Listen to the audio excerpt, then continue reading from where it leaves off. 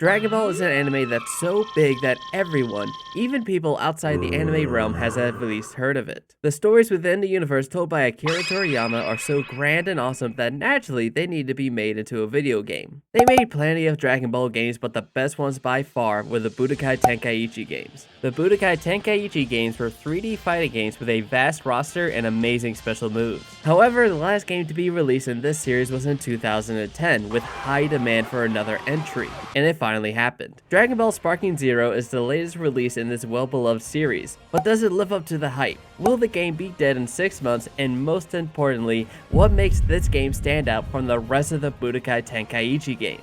Finally, a new Dragon Ball game about dragging these balls, and with these balls come great balls and balls gameplay. Sparking Zero is a 3D arena fighting game. You get an attack button, a key blast button, and a block button. Are there more buttons? Yes, but you'll start off with just spamming the attack button. Then you begin to realize that there are buttons outside of it, until you come full circle and realize that spamming the attack button is the best strategy. While there are combos in the game, like I said before, there's only one attack button, unlike other fighting games where you can have a light, medium, heavy, punch, or kick. This makes Sparking Zero easy to learn and to start playing. There are more advanced techniques like countering that you can learn, but just knowing how to punch and block will get you pretty far. How is this guy beating me? This guy's not human. The game looks great. All of the characters, all of the environments, the special effects, it all looks phenomenal. The best part about Sparking Zero, however, is these special attacks. By charging your ki, you can perform special moves like a beam attack, a rush attack, or yeah, that's basically it. You're either firing a laser/ball towards your enemy, or you're just dashing to them. Either way, if the attack lands, then you get a beautifully animated cinematic. The issue with these cinematics is that they get old after the 20th time. Like, here, look at this.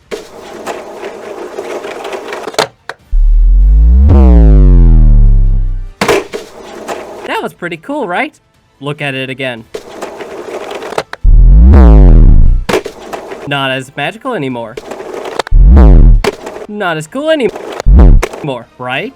Okay, I get the point you're making. I spent 5 hours working on this animation. I'm going to show it as many times as I please. Does this ruin the game? Not really, because there are 182 quote-unquote different characters, so there are many different battles to have. Each fight is extremely fun, with the ability to transform or fuse two characters so that you don't need to play the same character for the whole match. So the fights in the fighting game are fun, but the biggest part of the game is the campaign. You're not going to believe this, but the campaign for Dragon Ball Sparking Zero is the story of Dragon Ball. If you've already watched Dragon Ball, then you've seen the story for the game. If you haven't watched Dragon Ball, well then congratulations. You get to experience the story of Dragon Ball in like the worst way possible. And I mean, they got every story thus far. Dragon Ball Z Kai, Dragon Ball Super, Dragon Ball. Can you stop hitting that button every time I say the word ball? Oh my god. The difference here is that you play throughout the story from different perspectives. So if you're playing Goku, you only see the fights that Goku has. Same with Vegeta and Gohan. The cool thing is that you can also play as the villains and see the fights from their perspective. It's nice to see the story of Dragon Ball again, but man does it get boring. The whole campaign is just looking at pictures. Okay, here's some voice acting while the characters stand still. Do a fight and repeat.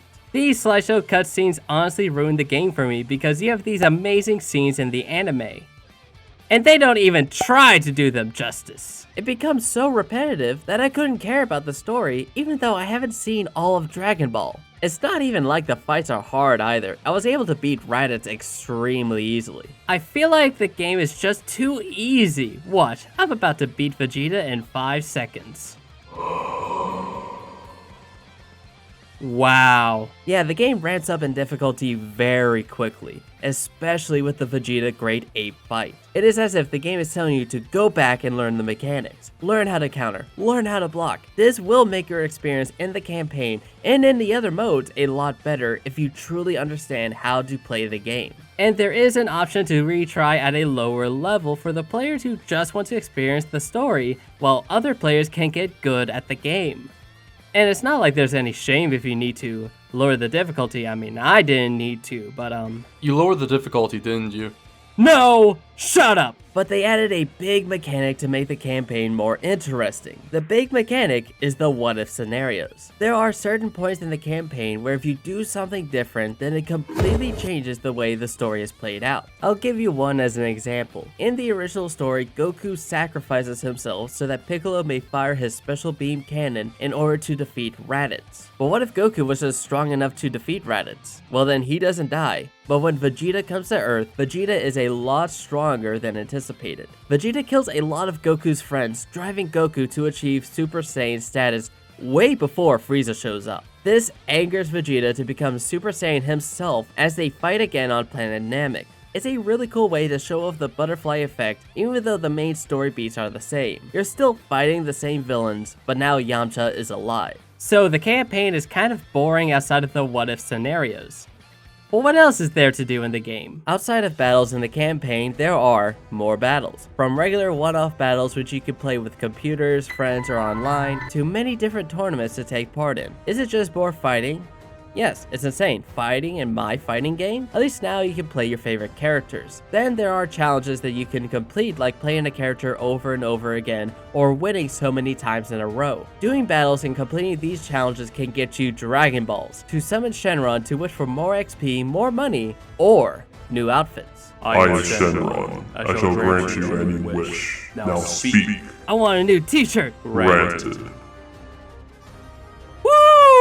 Dragon Ball Sparking Zero really does live up to the hype. I had this Ratatouille sensation whenever I played it, remembering how I felt whenever I used to play Budokai Tenkaichi 3. However, Sparking Zero does stand out from the other Budokai Tenkaichi games, with updated mechanics and updated graphics along with the what-if scenarios. While the other games had what-if scenarios, they were just one fight and that's it. They are much more thought out in Sparking Zero. The what-if scenarios really make the campaign worth playing, and they tell you where the different paths are, but they can be a bit difficult to achieve. If you do go down the what-if scenarios, then you get these really well animated cutscenes. But they didn't do anything animated for the normal path. But will this game be dead in 6 months? It is difficult for a fighting game to stay in the forefront. However, there was a massive demand for a new Budokai Tenkaichi game. With the flashiness of the game and how popular the Dragon Ball series is, I think this game will be well alive 6 months from now. Dragon Ball Sparking Zero is a fun, fast-paced fighting game that you should get, especially if you're a fan of the Dragon Ball series. There is a what-if scenario I wish they did though. And that is, what if Yamcha was the greatest fighter in all of the universe? I see. Everyone would be dead. Well, I'll see you in the next video. I'm gonna die now.